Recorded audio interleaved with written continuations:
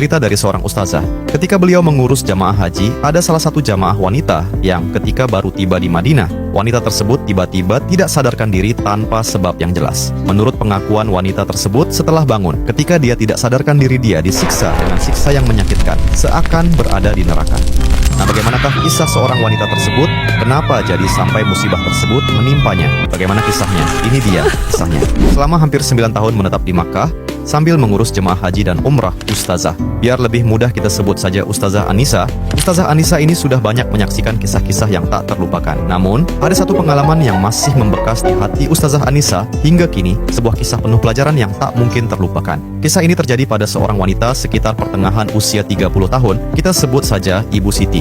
Ibu Siti ikut dalam rombongan haji yang dibimbing oleh Ustazah Anissa. Begitu rombongan tiba di Bandara Jeddah, rombongan tampak bahagia, penuh harap menyongsong perjalanan mereka. Disambutlah sama Ustazah Anissa dan rekan beliau dengan senyum dan doa. Rombongan haji ini pun kemudian dibawa menuju bus yang akan membawa mereka ke Madinah. Hari itu berjalan lancar dan wajah-wajah cerah yang tampak menyiratkan harapan. Namun, perjalanan ini akan membawa lebih dari sekadar ziarah dan doa, terutama bagi Ibu Siti. Setibanya di Madinah, satu persatu para jemaah turun dari bus dengan riang menyambut tanah suci. Namun, tiba-tiba Ibu Siti, tanpa ada tanda-tanda sebelumnya, jatuh tak sadarkan diri. Tubuhnya lunglai dan napasnya terdengar berat. Seisi bus langsung terdiam, suasana yang tadinya penuh semangat menjadi mencekam. Para jemaah mulai panik, beberapa mencoba membangunkan Ibu Siti, namun tidak bangun-bangun.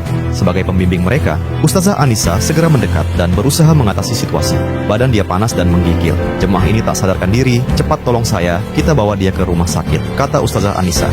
Tubuhnya yang tampak lemas mulai terasa panas dan menggigil. Beberapa orang membantu saya mengangkatnya, dan tanpa membuang waktu, kemudian dibawalah Ibu Siti ke rumah sakit terdekat di Madinah. Dokter segera menanganinya, namun wanita itu tetap tidak sadarkan diri. Wajahnya pucat dan tubuhnya seolah tak memberikan tanda-tanda kehidupan. Sementara itu, Ustazah Anissa juga perlu mengurus jamaah yang lain dengan terpaksa harus meninggalkan Ibu Siti di rumah sakit. Ustazah Anissa terus memantau kondisi Ibu Siti, menghubungi rumah sakit beberapa kali, namun kabar yang diterima tak banyak berubah bahwa Ibu Siti masih dalam keadaan koma. 2 hari berlalu dan wanita ini masih terbaring tak sadarkan diri.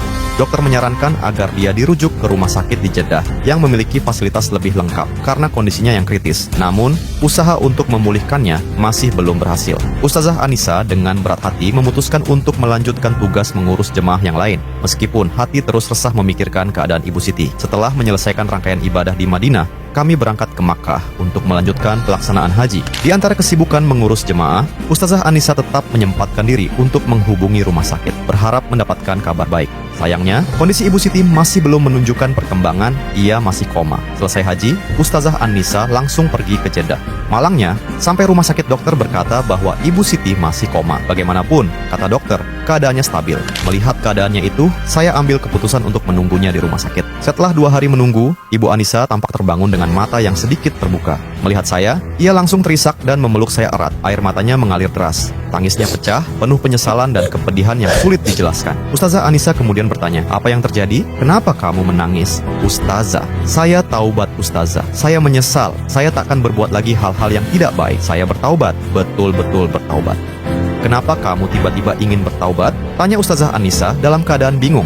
Ibu Siti terus menangis terisak-isak tanpa menjawab pertanyaan itu.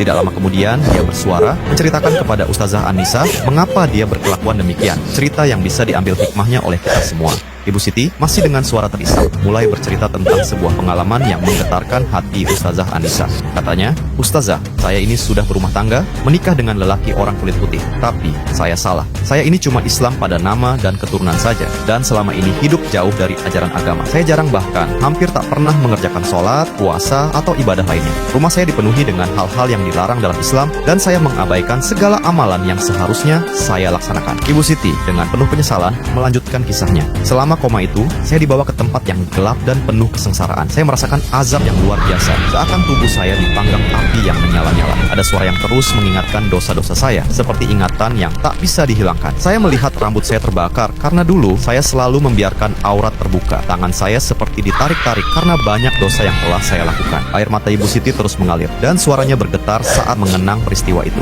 "Rasanya seperti berada di neraka, Ustazah. Saya melihat sendiri konsekuensi dari segala yang telah saya perbuat selama ini. Mendengar kisahnya, Ustazah Anissa hanya bisa merasakan kepedihan dan penyesalan yang begitu dalam dari Ibu Siti. Ibu Siti berjanji akan kembali kepada Allah dengan sungguh-sungguh. Katanya penuh harap, saya bertaubat, saya akan memperbaiki hidup saya. Allah telah memberi saya kesempatan kedua dan saya tak ingin menyia-nyiakannya lagi.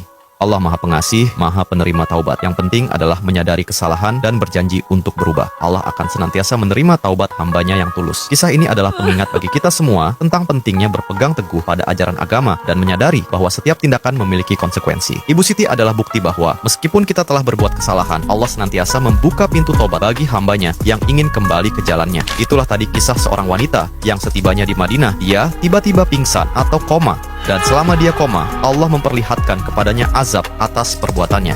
Terima kasih banyak buat kalian yang sudah menonton video ini sampai akhir. Selebihnya mohon maaf jika saya ada salah kata dalam cerita ini. Yang benar datangnya dari Allah. Dan mohon maaf jika ada kurang dan kekeliruan, karena itu salah saya pribadi selaku manusia biasa. Semoga sahabat sebuah cerita sekalian tetap berada di lindungan Allah dan dilancarkan rezekinya dan urusannya, baik di dunia maupun di akhirat. Semoga apa yang kalian inginkan segera terwujud. Dan sampai jumpa di video dan kisah menarik lainnya. Wassalamualaikum warahmatullahi wabarakatuh.